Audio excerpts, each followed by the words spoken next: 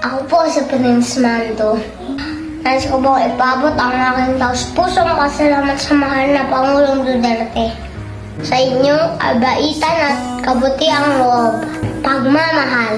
Damang-dama ko po sa inyo ang tunay na pagmamahal at pagmamalasakit sa aming mga kabataan.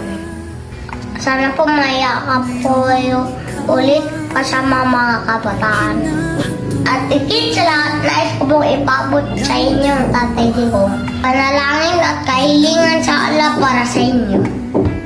Dalangin ko po sa Allah ang iyong magandang kalusugan, malakas na panindigan, matatag at patas na pamumuno para sa lahat. Dalangin ko po sa Allah ang iyong tagumpay at kaligtasan. Mula sa lahat ng banta ng pwersa ng kasamaan, sa araw gawin niyong paggalap sa tungkulin para sa aming lahat.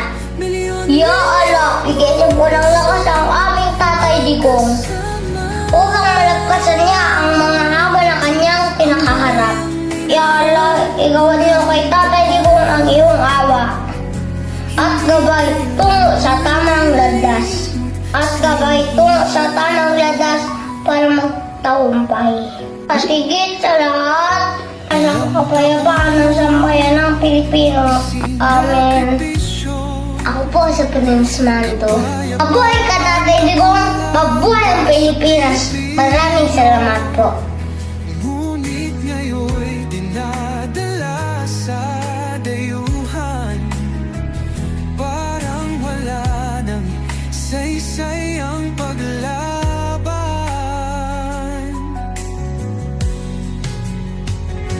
Sino pa ang nagmalasakit?